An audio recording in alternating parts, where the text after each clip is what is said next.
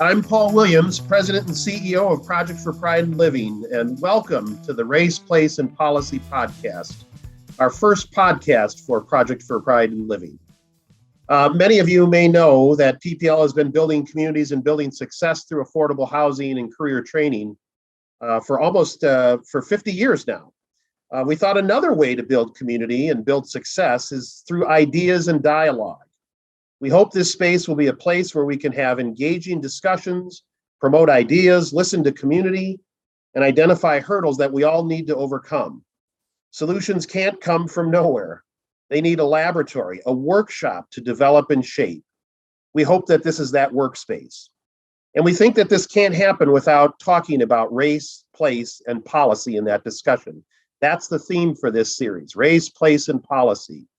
For us at PPL, race, place, and policy have been three pillars of our affordable housing and career readiness work for many years. We think race matters, and the key disparities in our community that have so weighed down our kind of regional and statewide competitiveness are rooted in racial disparities. So we think race is a reality for the folks who live with us, who come through our doors, and in our communities, and it's something that we just need to wrestle with and tackle. Place, neighborhoods matter.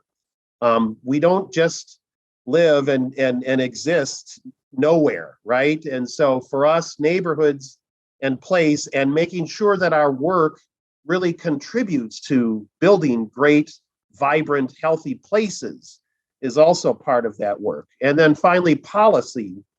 And working on policy issues really speaks to our belief that as we do our housing and career readiness work, we actually need to think about, are there policies and systems in place that are putting folks in these difficult situations to begin with? And how do we use our leverage and our influence and our voice to tackle some of those policy issues? And so race, place, and policy are three pillars of PPL's work. And that's why we really want to take some time here in the coming year to talk about these issues. So we thank you for joining us and hope that you'll also find ways to be part of this discussion. Our first topic of conversation really is going to focus on the future of work.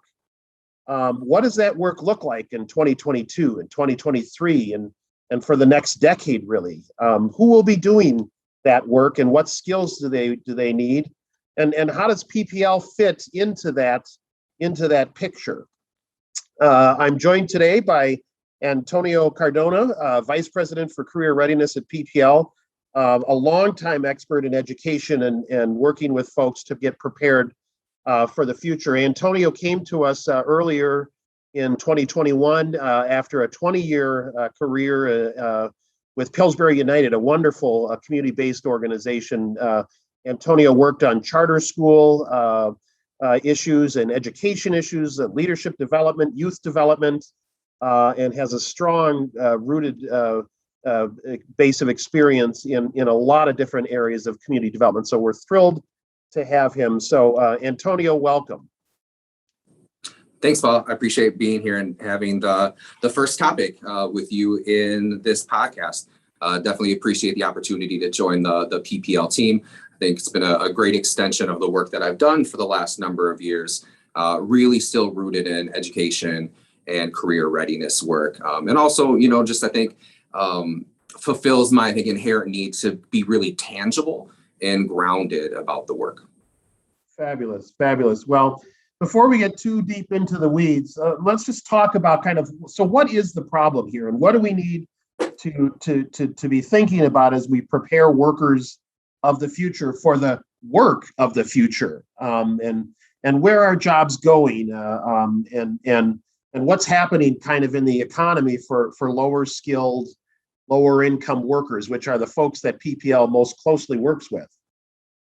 Yeah, I think there's two tracks to answer that question. One are the higher level concepts that we need to kind of hold in front of us, and then also the more specific, tangible data-driven ones. I think when, I had first come into this role, one of the things I had said is this kind of big concept of the next 10 years is going to disproportionately affect the next 100 years. And I think we need to keep that in the forefront of our brains in terms of how are we keeping up with the pace of change is really the core question before we get to anything in line of skill sets or particular sectors. And so I think the kind of key things we need to think about is, how do we train people to be trained in an ongoing sort of way? What does it mean to have a frequent ability to upskill, reskill, and really grow human talent, and not fully kind of track them into, say, like, you're a mechanist, you are a healthcare person, because industries are going to change pretty quickly. I think for all jobs, in particular, folks that we work with, entry-level folks, even they are going to need a certain level of digital dexterity as they move into a lot of jobs. And I'll talk a little bit more about it in some of the other questions, but AI is going to continue to pop up, automation. And so to ensure that our folks don't continue to fall behind, they need to have those digital foundation skills as well. I think what we also need to do is be cautious of how we think about training our communities, and that we're not just moving large groups of workers to other at-risk sectors, which I think sometimes can happen when we think about entry-level jobs, kind of that mid-level skill sets. If you're thinking more specifically, I think what we're wrestling with now is a lot of the sectors that have lost jobs are the ones that affect communities of color and BIPOC communities: hospitality, retail, transportation, office support. Those are all the ones that are going away, and many of those aren't the ones that are going to come back. The ones that are growing pretty quickly is e-commerce. That's gone up very, very quickly. Health aides, STEM professionals across the board. I think things that are specific to our communities are really back-end tech, things that are like infrastructure building, so actually wiring buildings, data analysts, that sort of work where people can kind of get access to a career, which is actually a career that they can have a ladder. So those, I think, are the kind of initial places that my mind goes on that. Yeah, that's really powerful. I mean, when your first comment there about the next 10 years influences the next 100 years is really I think really compelling. And your emphasis on continuous learning, I think, is right on the money, and very much fits with PPL has always had this notion, especially in the last 5 to 10 years, that we don't want to just get folks a job. We want to help people build a career, right? And finding living wage jobs. And so where are those jobs, I think, is that key question that you're talking about. So as we record this, we're in the midst of yet another surge of the pandemic. This time the Omicron variant, and we know that folks have been struggling with all the effects of COVID for almost 2 years now. What has this pandemic meant for education and career training? How has it impacted our work at PPL? Yeah, I think what is unfortunately happening is that it's really just increasing a lot of the gaps that we've already seen for decades and decades. And so I think our key challenge is, how do we mitigate as much of that as possible? I think the grand challenge that families are facing is having to make these tough decisions of, do I stay home and care for my child, or do I go make money and advance myself, whether it's get a certificate or various things? And that's an impossible question for people to answer. And so I think, that's a lot of why you're seeing folks exiting the workforce, either voluntarily or involuntary, but then not going back because they need to be able to care for their families. I think one of the things that we also need to think about is, even though we're still in the middle of the pandemic, how are we prepping for whatever the COVID recovery looks like? I was looking at some data in the last few weeks. Undergraduate enrollment is down 7% since 2019. And I think when you specifically look at community colleges, that's more 13%. And so particularly at the community college level, here locally, Minneapolis College, high proportions of students of color there. And so that's going to have an effect on where folks are going in the future. we've seen that during this pandemic, as you mentioned, communities of color, BIPOC communities have certainly suffered, disproportionately, both on healthcare fronts and other disparities, have been even further kind of widened. What are we learning about kind of the unique needs and skills, work skills, particularly for those communities and communities of color, as we come out of the pandemic? Yeah, and I think it's about what are we learning about the needs of the workforce, but I think it's also requiring us as workforce organizations to interrogate ourselves of what we need to do and shift to be able to match that. A good close local colleague of mine, she uses this tsunami analogy quite frequently. And so she's used it around COVID, but then also, after the murder of George Floyd. And so think about a tsunami, right? The water pulls back, it exposes everything that's underneath, and then the water comes back and sloshes that all over. The water comes up a little higher. So those who have the resources, the ability to foresee can get to higher ground. But those that are closer to the shoreline are the ones that are, kind of most detrimentally affected. And so that's very much the case with COVID, as we saw job losses, even things like, racial unrest here in Minneapolis. It all happened on Lake Street, Chicago. It affected our communities first before anybody else. Connected, I think, to the previous question around college, I also saw, I think about a week ago, World Bank and UNICEF put out this report that said this generation of students, there's a projected lifetime earnings loss of about $17 trillion based on what is happening now with COVID, which, constitutes about 14% of GDP. And so I think to your question about how does this affect BIPOC communities, we know that connected to the previous thing about college and community college enrollment, it's our folks that are going to be most disproportionately affected. And so, really anticipating that inequities are going to pretty dramatically increase. And so how do we stay in a space where we can be hopeful, productive, and have good solutions? I think for us as workforce organizations, thinking about what the benefits of COVID have been, because there's been many benefits.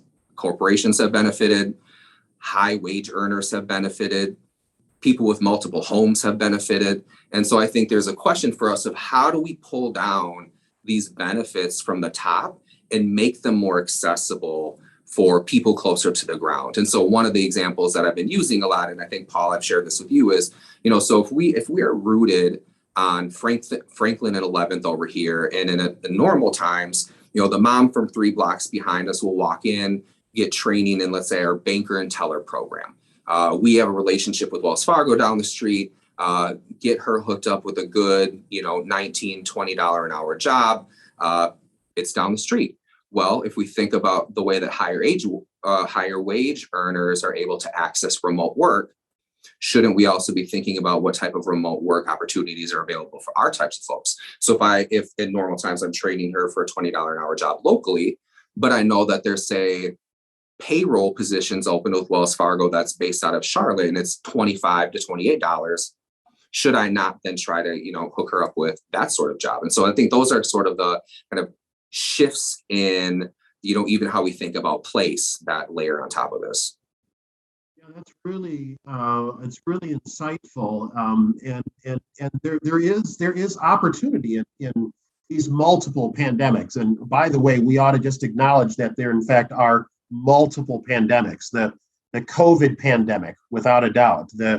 The racial and social unrest following the George Floyd murder is another pandemic, and all that has gone on with that. The political unrest in the elections that followed, and all of the implications.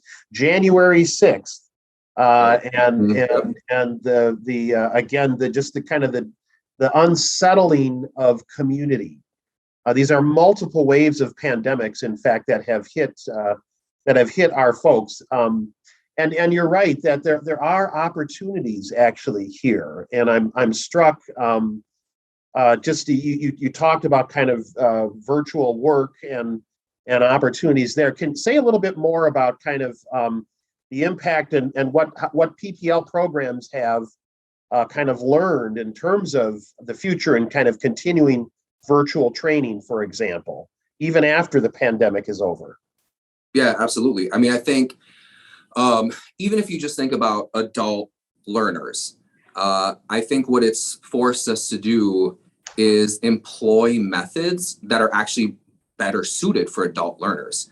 Adult learners are not that different, much different than kids. I mean, they need multiple mechanisms. They need to hear things, they need to experience things, an opportunity to read it if they're oriented that way.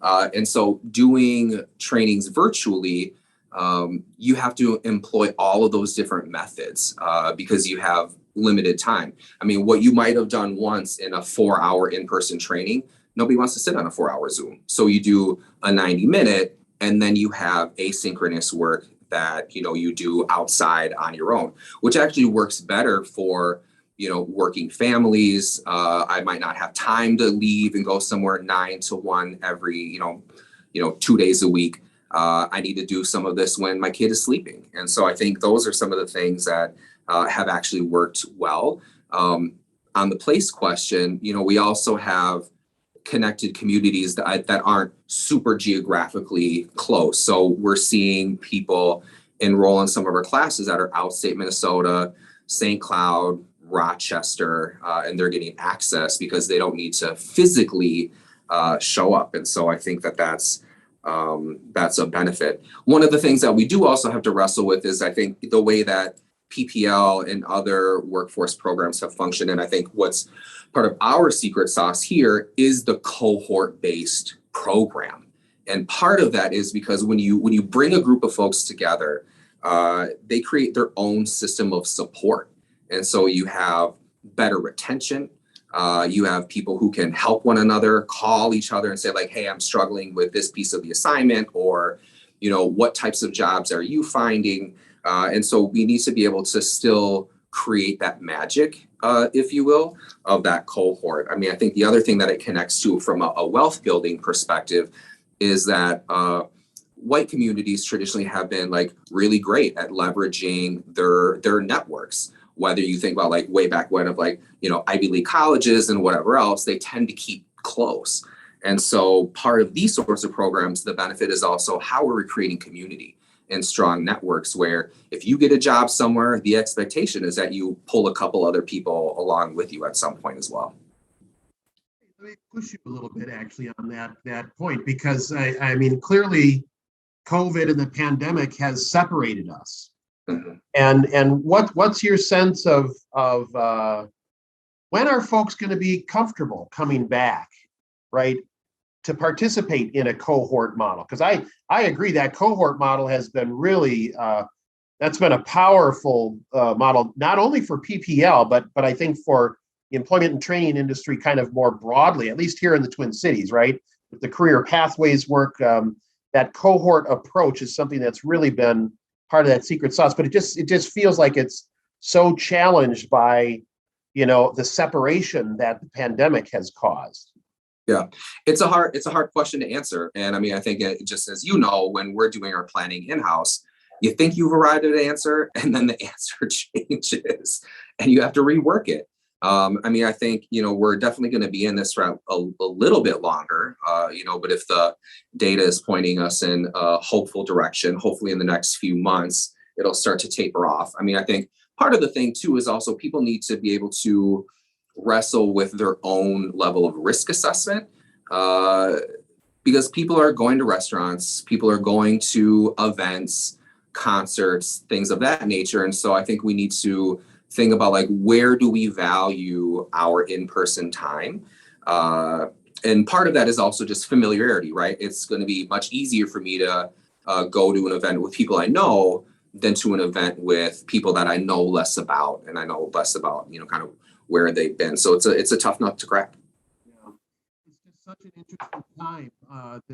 When you look at the demographics of the workforce, right? We know that the future workforce is increasingly looking different right? It is increasingly coming from, again, lower income communities of color.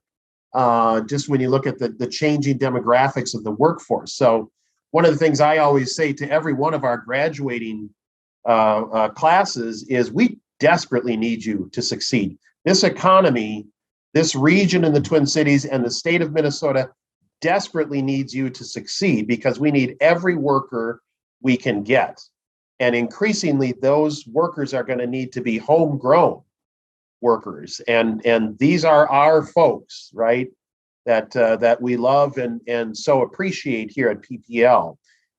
Can you talk just a little bit about? I know there's again the dynamics of the workforce. There's all these resignations, and the Great Resignation they're calling it, and there's so many such a shortage of workers in a lot of different areas. And can you just talk about that dynamic and what do you think that means for our folks? It certainly means, that we're trying to pull people in, right, into our career training programs at the same time that they're looking at all kinds of different opportunities, and they're weighing that obviously with the risk of going out, particularly in kind of public facing jobs. Any thoughts on that?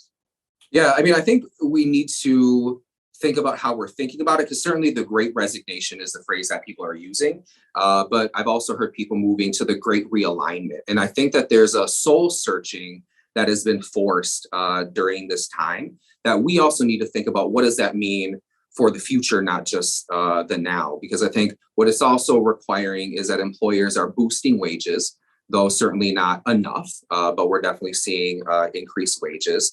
And it's also really hard to say where people are going that are leaving the workforce. It's becoming more difficult to track people. I think in this bigger context of the kind of Great Realignment, as people wrestle with work-life balance, they're asking themselves a lot of questions about purpose and how they want to be spending their time.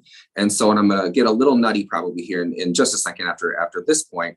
But even as we think about increased AI and automation, there's also an opportunity in it to think about how can this help make work even more human?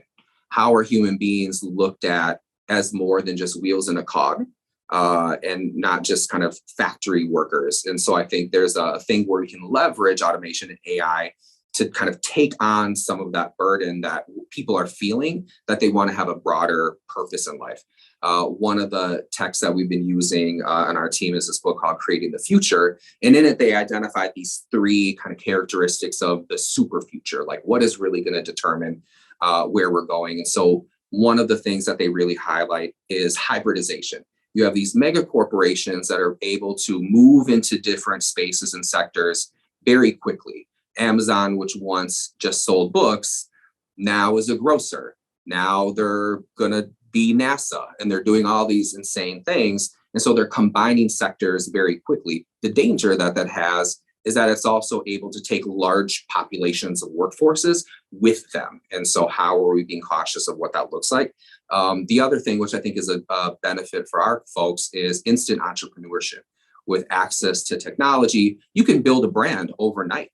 I mean, I've been seeing all these young kids that have really nailed the concept of drop shipping. They never touch inventory. They just create the flashy online store. Somebody buys it from them and they just click a button and the sunglasses appear on the door, and they're making thousands of dollars a month. And so this can be leveraged for our folks, because what we're hearing, especially from young folks, is that they don't want to do traditional work, that they're interested in making money for themselves and building businesses.